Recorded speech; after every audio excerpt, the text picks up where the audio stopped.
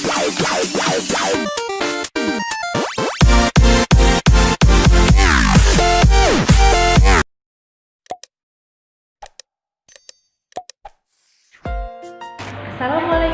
warahmatullahi wabarakatuh. Bagaimana kabar solih-solihah generasi Quran 4? Semoga dalam keadaan baik-baik saja ya. Sehat, tetap di rumah, dan selalu semangat pembelajaran daring.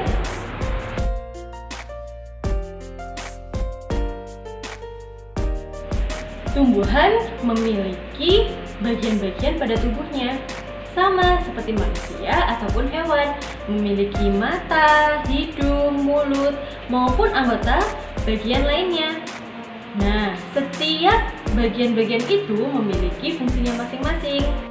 Tujuan pembelajaran kita hari ini agar kita dapat memahami dan mengetahui apa saja sih bagian-bagian dari tumbuhan beserta fungsinya, dan mensyukuri semua ciptaan Allah dengan cara memanfaatkan tumbuhan secara bijaksana. Yuk kita pelajari bersama-sama bagian-bagian tumbuhan beserta fungsinya bersama Ustazah Gaby. Nah, coba perhatikan gambar tumbuhan ini. Tumbuhan ini memiliki bagian-bagian yang sudah ada tanda panahnya. Mari kita bersama-sama menyebutkan bagian-bagiannya. Akar, batang, daun, bunga, buah, dan biji. Good job! Kalian sudah menyebutkan semua bagian dari tumbuhan. Sekarang kita akan mempelajari fungsi dari semua bagian-bagian yang ada di tumbuhan. Tonton terus videonya ya. Jangan lupa untuk mencatat informasi-informasi yang penting supaya kalian lebih mudah memahami materi hari ini. Selamat menyaksikan. Bagian tumbuhan yang pertama yaitu akar. Akar adalah bagian tumbuhan yang berada di dalam tanah. Bentuknya yang runcing memudahkan untuk menembus tanah. Fungsi-fungsi akar yaitu menyerap zat hara dan air dari dalam tanah, sebagai tempat menyimpan cadangan makanan, sebagai tempat menopang batang, dan sebagai alat pernafasan.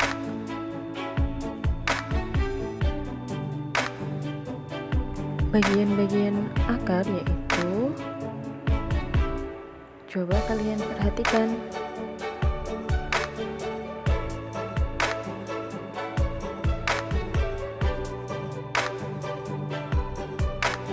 Fungsi bagian akar. Yang pertama, tudung akar terletak di ujung akar yang berfungsi melindungi akar saat menembus tanah. Bulu-bulu akar berfungsi untuk menyerap air dan zat hara. Akar berdasarkan bentuknya dibagi menjadi dua. Yang pertama, akar tunggang. Yang kedua, akar serabut. Akar tunggang memiliki satu akar besar yang merupakan kelanjutan batang, dan akar lain adalah percabangan akar utama.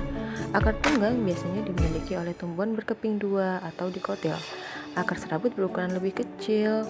Akar serabut biasanya terdapat pada tumbuhan berkeping satu. Pada umumnya, akar tumbuh di dalam tanah, namun ada beberapa tumbuhan yang tidak tumbuh di dalam tanah, seperti akar gantung, akar yang tumbuh pada cabang dan tidak mencapai tanah, contohnya pohon beringin. Akar pelekat, akar yang keluar dari buku-buku batang akar ini berfungsi untuk menempel pada penunjangnya, seperti kayu, tembok, pohon, dan lain-lainnya. Contohnya ada tanaman lada dan tanaman sirih.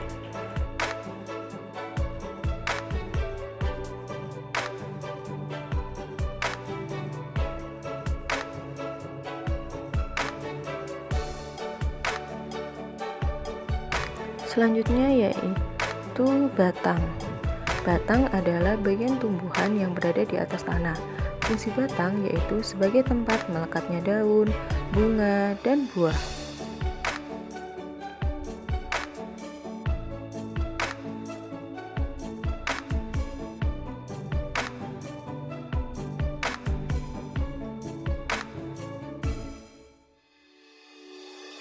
Coba perhatikan gambar bagian-bagian batang berikut.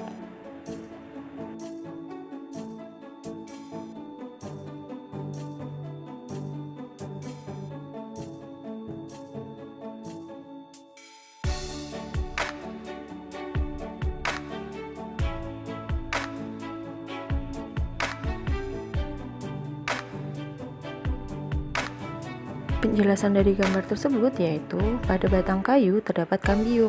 Kambium dapat tumbuh ke arah luar dan ke arah dalam. Ke arah luar membentuk kulit, sedangkan ke arah dalam membentuk kayu. Daun berfungsi mengedarkan zat makanan dari daun ke seluruh tubuh. Xilem mengangkut air dari akar ke daun. Batang terjadi proses pertukaran udara yang terjadi di lentisel. Batang juga sebagai alat perkembangbiakan. Batang juga sebagai tempat menyimpan cadangan makanan. Bentuk batang ada batang lunak, yaitu tumbuhan berbatang basah dan berair, batang keras atau berkayu, batang rumput, yaitu batang tumbuhan yang berluas-luas dan berongga.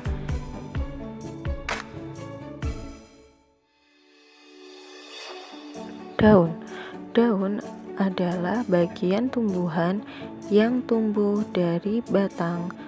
Umumnya berbentuk tipis dan berwarna hijau dikarenakan mengandung klorofil.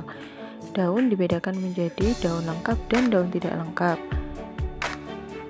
Berdasarkan tulangnya, daun dibedakan menjadi 4.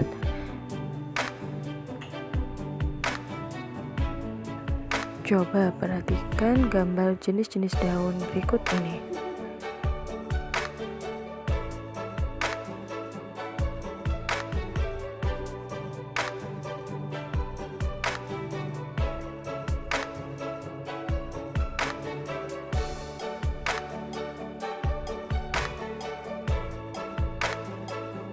Berdasarkan jumlah helainya, daun dibagi menjadi 2, yaitu daun tunggal, daun yang memiliki satu helai daun pada tangkainya, sedangkan daun majemuk, yaitu daun yang memiliki jumlah helai daun lebih dari 1 pada batangnya atau tangkainya.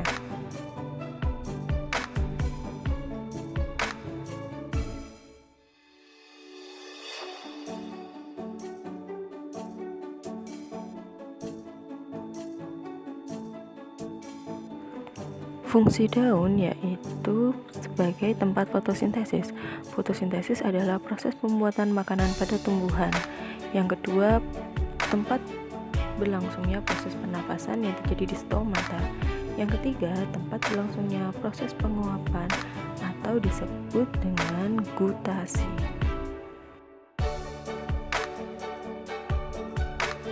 Bagian tumbuhan selanjutnya yaitu bunga.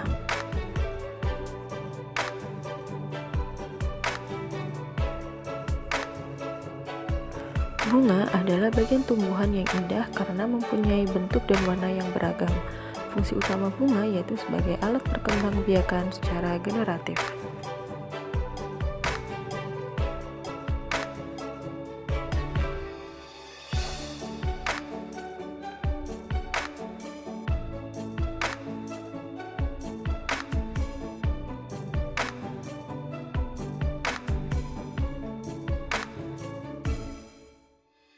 Coba kalian perhatikan bagian-bagian bunga ini ya. Bunga memiliki tangkai, kelopak, putik, benang sari, dan mahkota.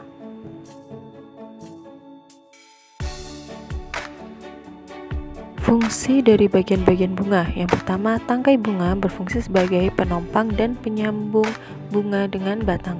Kelopak bunga sebagai pelindung bunga saat kuncup. Mahkota bunga sebagai alat penarik kupu-kupu ataupun serangga. Putik berfungsi sebagai alat kelamin betina pada tumbuhan, sedangkan benang sari berfungsi sebagai alat kelamin jantan pada tumbuhan. Pada benang sari terdapat kepala sari yang menghasilkan serbuk sari. Proses jatuhnya serbuk sari di atas kepala putik disebut penyerbukan. Berdasarkan kelengkapan bagian-bagian bunga dapat dibedakan menjadi 2, yaitu bunga sempurna dan bunga tidak sempurna. Bunga sempurna memiliki putik dan benang sari, sedangkan bunga tidak sempurna hanya memiliki salah satu saja, yaitu benang sari atau disebut bunga jantan. Selanjutnya yaitu buah dan biji.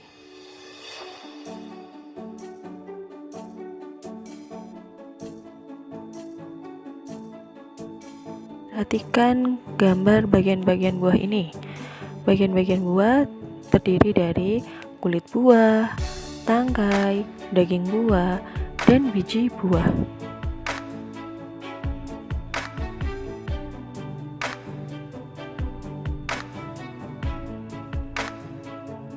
Biji. Biji merupakan hasil dari pembuahan antara serbuk sari dan putik. Biji akan menjadi tumbuhan baru jika ditanam.